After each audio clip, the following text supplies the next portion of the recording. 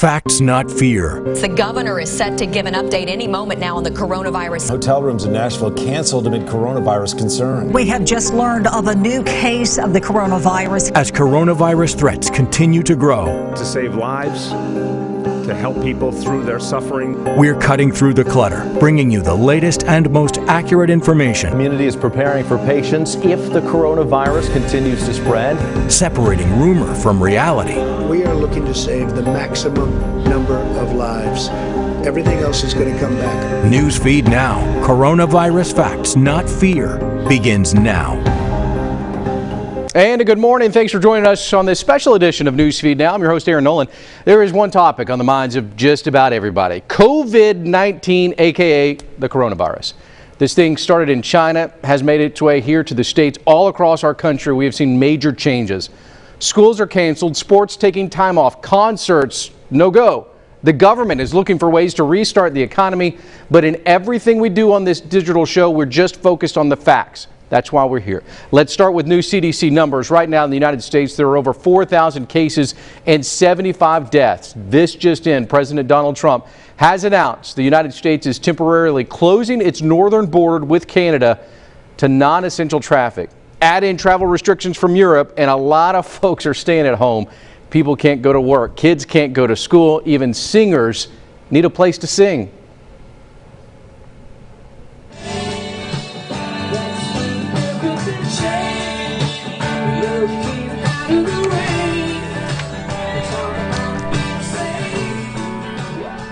That was an Instagram Live from Keith Urban playing a concert in his basement. We've seen Coldplay, One Republic, John Legend do the same thing.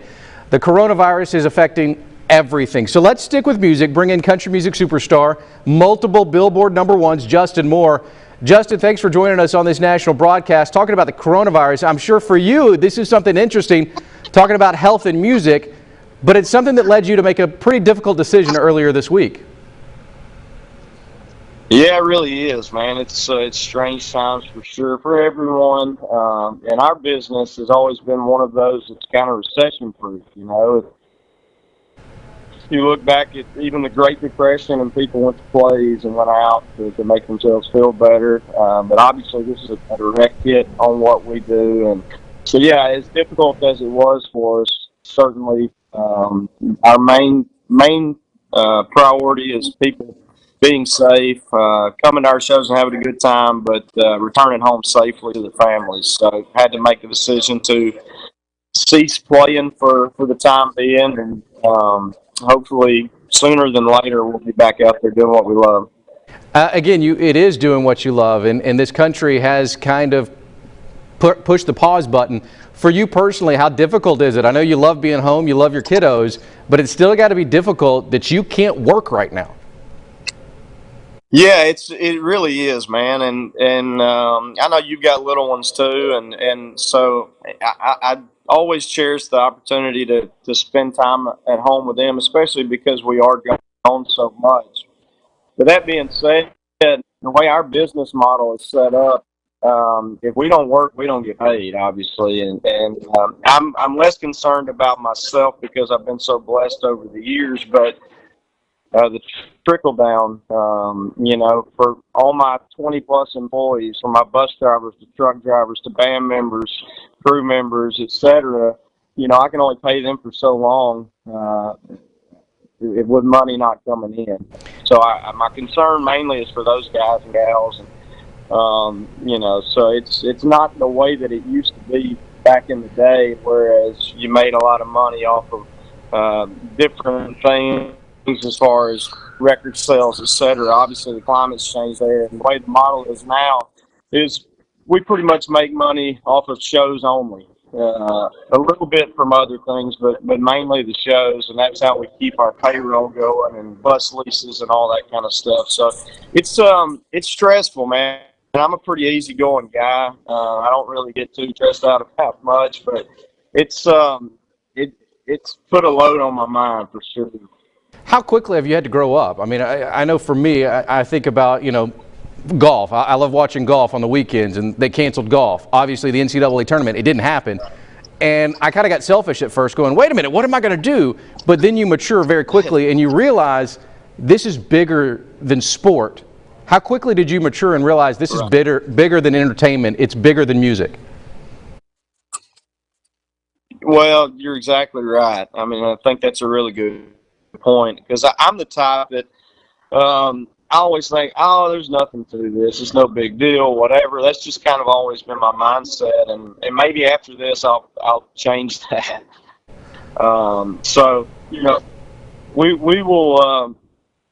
I was just talking to an employee of mine actually before I jumped on with you, and the crazy thing is in our lifetime, we've always been able to reach out to our parents or our grandparents and ask them advice as to how to handle something, whether it be something with your family or personally or business-wise or whatever. Even they've never been through anything like this. So I think maybe the scariest thing about it is that no one knows really the answers right now. Before you go, I've got to ask you about all of these basement concerts that we've seen. Have you thought about loading up your Instagram Live, maybe Twitter Live, and showcasing some of your latest album, Late Nights and Long Necks? Yeah, we've actually, my manager and I, and my record label and I have had some meetings over the phone about what we can do to keep providing content for our fans. And, right, like I said earlier in the conversation, entertainment has always been there for people in difficult times, and so we're gonna continue having those discussions and figure some things out. May not be in person, obviously, but we'll try to do some things over the next few weeks, put some smiles on some people's faces. As a fan of yours, Justin, I think we would all love to see some of that content, some kind of music, because like you said, we need a smile, and unlike your song, Kinda Don't Care, we need to care right now, and but we can do that with some fun, and I think you can provide some of that. So anything you can give us, my friend, we'll take it. All right, we got you covered here coming up soon. Justin Moore, thanks, buddy. Appreciate you taking the time. Tough topic, and it's interesting to talk to Justin there and think about entertainment, and entertainment being such a medium that it's entertaining. It doesn't affect a lot of people, but we've seen with this right now and where we are in our country, it does affect people, and it does affect guys like Justin Moore. He's an award-winning artist having to cancel concerts. But there's a lot more going on, and that's why we're here. The economy is also feeling the ripple effects of the coronavirus, as well as the American Red Cross. It's warning about another potential health crisis due to the coronavirus outbreak. Talking about blood donations, they've virtually dried up, and that's life-saving stuff. Here's Jesse Teneur with more. We do not want to create a different kind of health crisis because there's a blood shortage. As the coronavirus pandemic spreads throughout the U.S., schools, businesses, and community centers continue to close. While that helps curb the virus, American Red Cross CEO Gail McGovern says it also creates new risks. We're seeing cancellation after cancellation. The Red Cross reports communities across the country have canceled nearly 3,000 blood drives. They were expected to bring in about 90,000 units of blood. As a result, the organization is starting to dip into the 5 days of inventory it tries to keep on hand. We need blood because hospitals are doing surgeries, etc., and we don't want to get to a point where doctors are making these tough choices to figure out who needs the blood the most. That's why a doctor in Congress, Louisiana Senator Bill Cassidy, encourages healthy Americans to take the time and give blood, providing reassurance the donation is safe. They screen for viruses, so if you receive blood, they will screen it for coronavirus. The Red Cross has also updated its protocols to keep blood donors at ease. The beds are further apart, staff members take their temperature every day, and donors disinfect their hands multiple times throughout the process. We want to make sure that we can continue saving lives. It's so important at a time like this. And the only way to do that is for more Americans to roll up their sleeves. Jesse Teneur now joins us live from Washington. Jesse, one thing that I took away from your story is we've got to do anything that we can to continue to save lives. I think that's exactly where we are in our country right now. Most definitely. And this is just one of the many ripple effects that's happening now because of the coronavirus pandemic. And that's what's kind of putting the Red Cross in a difficult position. Obviously, people are told to stay at home, practice social distancing, don't gather. Really less than 10 people now. And so at that same time, they're losing donations. And so if you do want to get out of the house, if you do want to take a lunch break, take the time and go out and give blood because they really need it. I want to get your feeling on the heartbeat of Washington right now. You are there on the grounds in our nation's capital. What are leaders saying as we're embarking on what is a time in our country that we've never seen before? That's what they're saying. All of this is just so unprecedented. And so while House members are home, senators are here, and some of them said that they had to do some very creative things to get here. Some drove very long hours to get here. Some went through 3-4 airports, several different flights to get here. But they're saying that the reason why they're doing that is because they know that they have to pass something for the American people. And that's why today, Leader McConnell got on the Senate floor and said that the Senate would move and vote on the House coronavirus bill. That's the one that they passed last week before they went out of town, that would provide the free coronavirus testing, paid sick leave, and also some food aid and unemployment benefits for people that need it. And so while the Senate was going back and forth on this and couldn't really find agreement, saying that they needed to do more, iron out some more of these details, the fact that they're voting on this today and probably passing it just shows their need to want to do something for the American people, to show that they're delivering, put something in place, and then add more measures later this week. Well, and I think that's exactly what we're hoping for in this program. We're talking about facts and not fear, not being fearful. And I think if politicians can get back in a bipartisan effort to put some of those facts together and then put action on paper, it's going to go a long way to easing a lot of our worries. I don't want to put you on the spot, Jesse, but do you know anything about the stimulus package? Is that going to go through, and will that be enough to jumpstart our economy as the stock market continues to be in a place that we haven't seen in a while?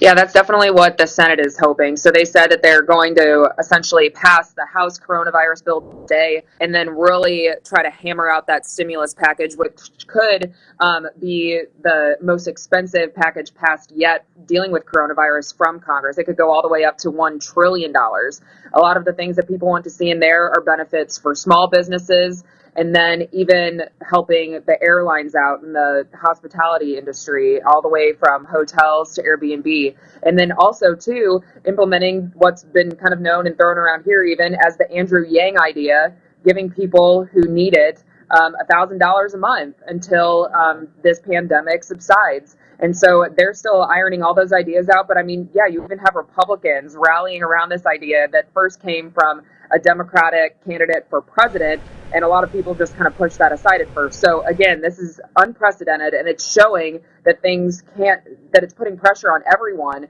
to work together in a bipartisan way to get something done. Well, and that's why you're seeing daily updates from the president. Today's update going to happen in just less than 3 hours. Jesse, one more thing before you go. I'm curious to see how your life has changed because of the coronavirus, because from here, and you worked in our newsroom before, you made that big jump to Washington, D.C. We've made a lot of changes here. We don't meet anymore in a setting where there's 10 or 15 people in one room. We're kind of changing a lot of things. How are things changing in Washington, and what are you seeing from your own newsroom there? Yeah, a lot of things are changing. Just when we were on the Hill yesterday, we didn't want to use the lavalier mics that you clip onto somebody anymore. We try to, practice social distancing and stand at least 6 feet away from our interviews, which does make for kind of an interesting conversation because you almost feel like you're yelling at them. But they've all been understanding too. Even before and after interviews, some lawmakers have had hand sanitizer ready to go, so we can both sanitize our hands just in case, even though we haven't been shaking hands. From the newsroom perspective, our lives are going to change starting tomorrow. We've still been coming into the newsroom every single day, which is essentially right across from the Capitol. I'm looking at it right now. But starting tomorrow, we're going to start working from home. So that, as a journalist, is something that I've never been able to do and haven't done. And so it'll be interesting to see how our conversations with lawmakers here in Washington change from face-to-face to Skype and FaceTime and things of that nature. Jesse Tenura reporting for us out of Washington. Jesse, great information there, great stuff. Always like to kind of bring it back to the personal aspect. How are we dealing with this? And it's something that each and every person, whether we're superstars on the country music front or we're reporters in Washington, D.C., we've got to make changes right now. That's just where we are. And Jesse mentioned it as far as changes that have to happen at the Capitol. But there's also changes that have to happen on the medical level. Researchers in Oklahoma are working to test a possible vaccine. This is something a lot of folks are interested in. The virus was first detected in December, and researchers have been prepping for the moment that the virus crossed the globe, which it has now, and it is here. But how close are we? Here's Emily Akins with more. We really need to act now in stopping the spread. We want to reassure the audience that as we're doing that and we're looking at the long run and preventing this in the future, we'll fully participate in vaccine development. Curing COVID-19, just one of the topics tackled by OU medical professionals in a meeting Tuesday. As we know, the virus is spreading rapidly. Doctors say right now the best thing we can do to stop it is practice social distancing. I realize that the primary question on everyone's mind is, how is this pandemic going to unfold in the future? Unfortunately, it's difficult to predict because it all depends on what we do today. Doctors say while we're all doing our best to stay apart, they're working to find a permanent solution. First, meeting with other OU researchers to try and develop a vaccine here in the state. And second, we are also finalizing an agreement with another researcher to begin preclinical testing of another COVID-19 vaccine to help bring a vaccine to patients as quickly as possible. So why is this virus so hard to stop, and what makes it different than others? It is the unique combination of being severe but not too severe, along with being highly transmissible.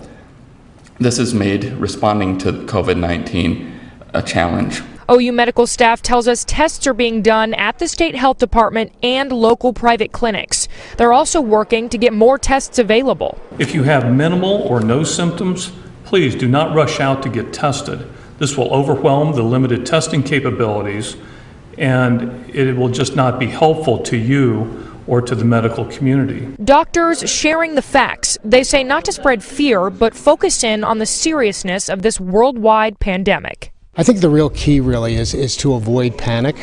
The reality is that we have the capacity, if we follow the recommendations, to try to keep people safe. All right, let's go live now to Emily in Oklahoma City. And Emily, what that doctor, I believe, just spoke about was avoiding panic. That's really difficult to do.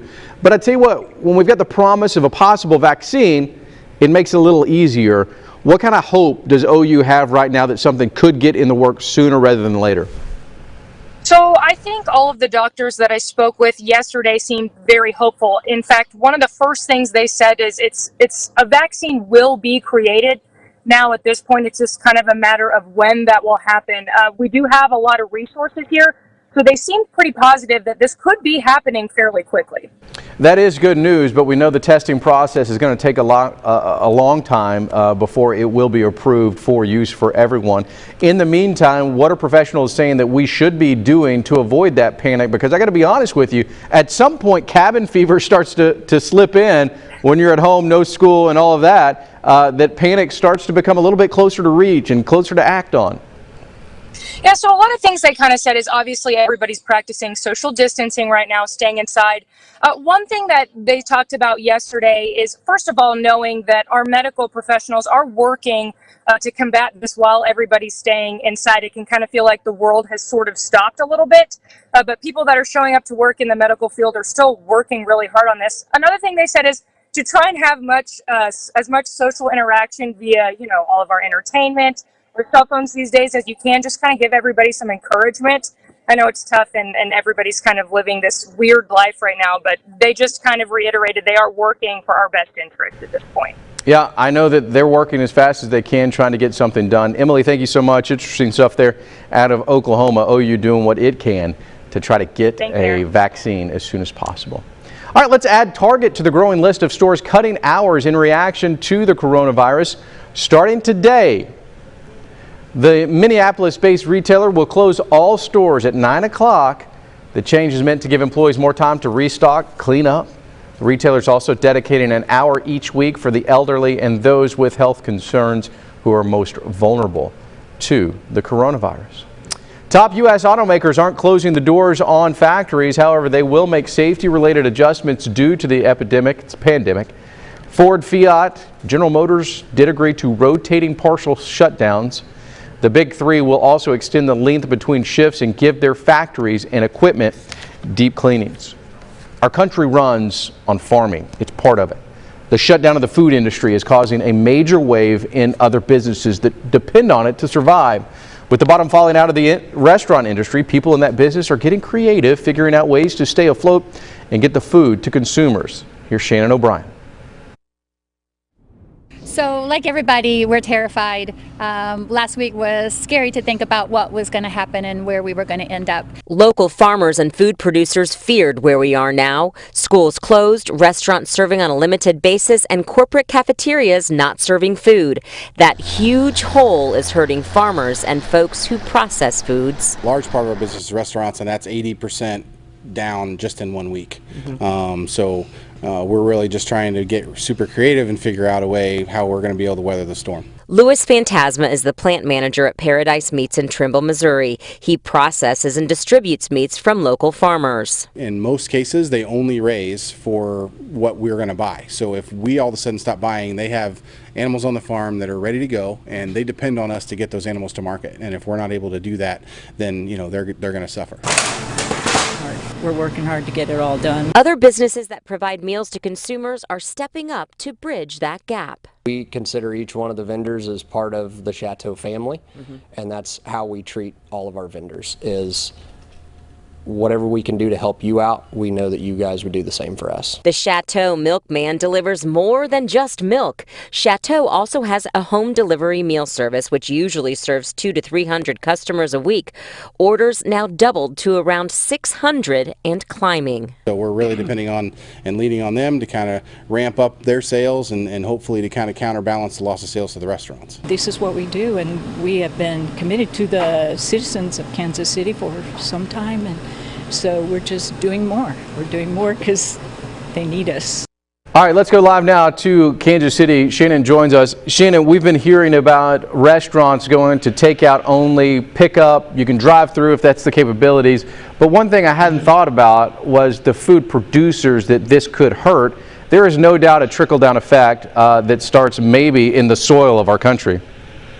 Oh, for sure. You know, we've heard about on the national news about how the economic slowdown globally is going to hurt the U.S. agriculture business, but nobody's been talking about the local farmers who are hurt. You know, a lot of local farmers do all of their business selling to local restaurants, to local food vendors, to local companies in their communities. But with this restaurant shutdown, it's really hurting them because a lot of these restaurants, even though they can do delivery and takeout and curbside service, many of them are choosing not to because it's just not, beneficial economically for them to stay open. I'm reading the story right now again after just watching it, looking at this distributor and this processor who says that business is down 80% in a week. Can you imagine losing 80% of your business in a week? No, it's devastating to these folks. And that's why, I think these local farmers, some of them are involved in these cooperatives, like KC Food Hub is one of the people we talked to yesterday. And they're really banding together, and they're going outside of their markets to try and find folks who will buy their produce and food to kind of bridge the gap here. But that's a huge hit, especially to a local farmer, because those guys run on a shoestring budget anyway most of the time. Is there anything that can be done? I mean, I hear farm to table and I think about a restaurant. Is it possible to go farm to my table? Sure. So a lot of these farmers will sell direct to consumers, and that's like the KC Food Hub has a website, and they're trying to get the farmers' foods directly to the consumers. So wherever you live, if you're interested in getting food directly from farmers, you can always probably Google where to do that and how to do that, and even look up your local farms, and they are more than happy to ship you boxes of food, especially right now. Shannon, thanks so much. Interesting stuff. I got to be honest, that's one area that I didn't think about being affected from the coronavirus. Yeah. Shannon, thank you so much. The president going to be shortly going to the podium and speaking to America in his daily address. It looks like he's in the press room there at the White House. We're waiting for that. We're going to go ahead and wrap up our show right now, but you can find the president on this website, and we will be right back tomorrow at 10:30 as we continue to kind of go through fact and fiction on what is going to be affected by the coronavirus. We do have an update coming up on this website, 3 o'clock East Coast time, 2 o'clock Central. For now, have a good afternoon, folks.